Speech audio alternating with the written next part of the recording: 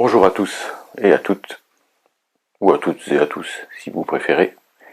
Et voici la deuxième vidéo de cette série qui commence sur le livre Lumière commune, publié chez Delga.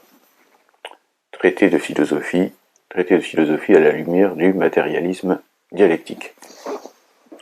Aujourd'hui, je voudrais parler de la nécessité de la philosophie. Je sais bien que dans les cours de philo, désormais, il n'est plus d'usage de commencer la philosophie, de commencer l'enseignement de la philosophie par un cours sur la philosophie. On commence souvent par la conscience, et ce n'est pas innocent, parce que un cours qui commence par la conscience peut difficilement être autre chose qu'un cours idéaliste. L'idéalisme n'est d'ailleurs pas un péché mortel, nous y reviendrons, du moment qu'il est intelligent. Mais quand on est matérialiste, quand on est rationaliste, eh bien il est nécessaire de commencer un cours de philosophie par une explicitation de la notion de philosophie et surtout de sa nécessité. En effet, la philosophie, c'est, depuis Thalès, le projet de rendre compte rationnellement du monde et de soi-même. Thalès, nous en avions parlé dans la première vidéo, qui tentait d'expliquer la nature par elle-même. Et par la suite, Socrate qui lui a développé plutôt le côté idéaliste de la philosophie, on reviendra sur ces mots, matérialisme, idéalisme, à partir de la question connais-toi, de l'injonction connais-toi toi-même. Et donc plutôt d'une réflexion tournée vers le soi, vers la connaissance, vers la morale aussi. Voilà les deux champs en gros principaux de l'étude philosophique. En tout cas, dans quelques cas, que ce soit Thalès ou Socrate, les deux se caractérisent par la volonté d'expliquer les choses rationnellement, de partir des contradictions d'une certaine façon pour progresser vers la vérité, que ce soit pour surmonter les contradictions et s'en débarrasser, ou que ce soit pour saisir leur fil et voir comment les choses se développent. Quoi qu'il en soit, il faut bien que la philosophie, si elle est rationnelle et si elle se veut rationnelle, commence par elle-même, commence par rendre compte d'elle-même, car si elle ne le fait pas, le professeur de philosophie est amené au fond à demander à ses élèves de croire en la philosophie, de croire en son discours, de lui faire confiance. Eh bien, le philosophe ne demande pas cette confiance a priori. Le philosophe doit se justifier lui-même, il doit justifier l'existence de sa propre pratique, de sa propre philosophie. Et pour cela, donc, il doit s'interroger, non pas seulement au second degré sur les autres choses, la science, la morale, la politique, etc., mais sur la philosophie elle-même. S'il ne s'interroge pas au second degré sur la philosophie, il fera naïvement de la philosophie. Et s'il fait naïvement de la philosophie, pourquoi serait-il plus critique sur autre chose? Bon, ce n'est pas si compliqué à comprendre en réalité, si vous voulez. Le fait est que le philosophe a horreur du principe d'autorité, qu'il ne parle pas d'autorité, qu'il parle sous le commandement, en quelque sorte, de la raison, et qu'il mette ce qu'il dit à la disposition des autres. Il tient des propos, des propositions, comme aurait dit le philosophe français Alain, et il les soumet à autrui, et le souverain juge, l'arbitre, entre moi et autrui, c'est précisément la raison. Alors, pour démontrer la nécessité, la justesse, la vérité de la philosophie, il faudrait d'abord, effectivement, mais ce ne sera pas possible dans le cadre d'une vidéo de quelques minutes, la rationalité du monde. Il faudrait démontrer que le monde est rationnel, que le réel est rationnel, et qu'à l'inverse, la raison est réelle, qu'elle atteint bien les choses dans leur essence. Phrase célèbre de Hegel, le rationnel est réel, le réel est rationnel.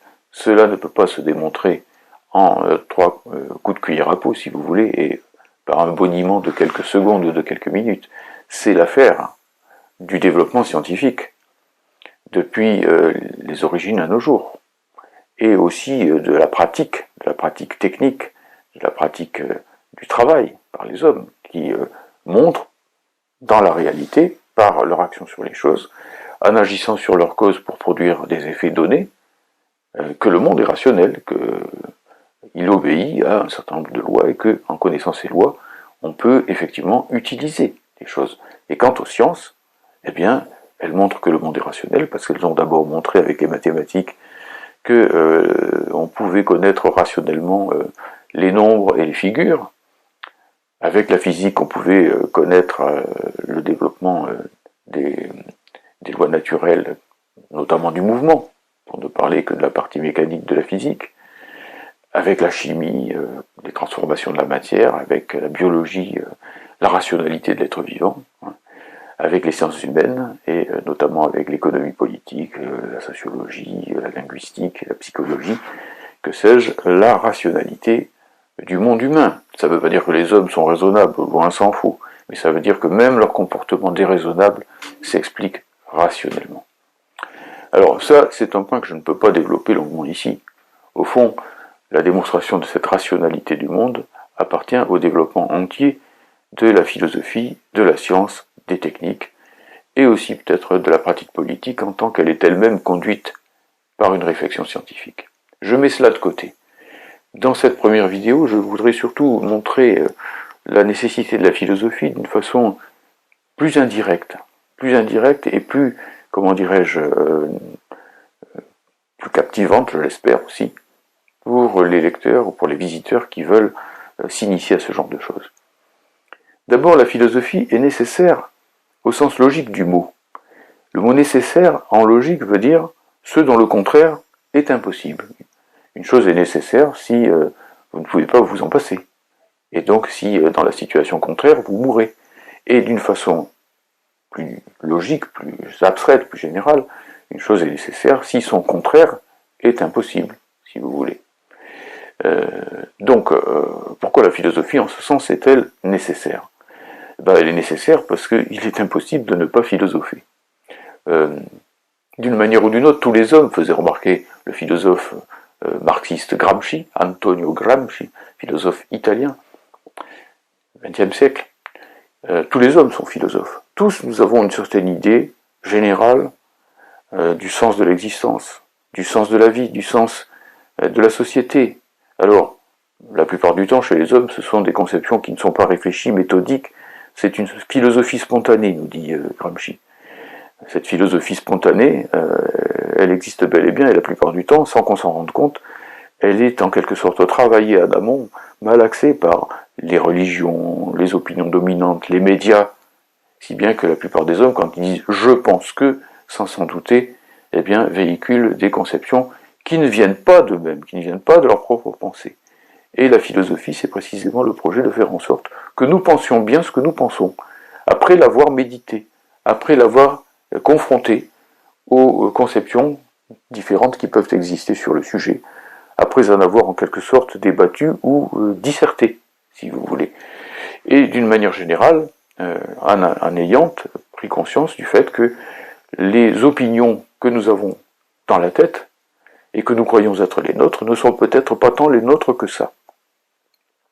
Et puis, la philosophie est nécessaire d'un point de vue logique, tout simplement parce que si je refuse de philosopher, il va bien falloir que je donne mes raisons, et que je dise il ne faut pas philosopher parce que ça sert à rien, parce que ça rend malheureux, parce que les sciences c'est mieux que la philosophie, parce que je suis pragmatique et je refuse toute idéologie et donc toute philosophie, et 100 000 autres prétextes ou raisons de ce genre. Mais il est facile de voir en réalité que quand je dis qu'il ne faut pas philosopher parce que ceci ou parce que cela, je donne des raisons. Et je donne des raisons sur quoi? Sur la philosophie. Je médite sur la philosophie au second degré, et donc qu'est-ce que je fais? Je fais justement ce que je dis refuser de faire, je philosophe. Et je philosophe mal, puisque je me contredis, et que en disant une chose, je fais l'inverse. Donc je détruis ce que je fais au fur et à mesure que je le fais, que je détruis ce que je pense au fur et à mesure que je le pense. Aristote, grand philosophe de l'Antiquité, disait déjà, s'il faut philosopher, il faut philosopher. Bon, jusqu'ici, rien n'est plus évident. Mais s'il ne faut pas philosopher, ajoutait Aristote, il faut encore philosopher, pour prouver qu'il ne faut pas philosopher. Donc il vaut mieux philosopher consciemment. De même, c'est un peu comme les gens qui disent « je ne fais pas de politique ». Et sans s'en rendre compte, ils en font. Parce qu'en réalité, dans la vie quotidienne, eh bien, ils supportent souvent, de façon très conformiste, comme des moutons, la politique qui leur est imposée par l'État, par le gouvernement, par les gens en place.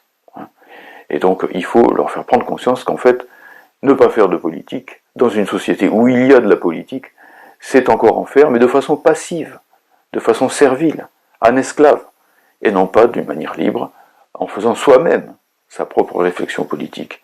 et donc en participant à la réflexion générale des hommes sur ce terrain.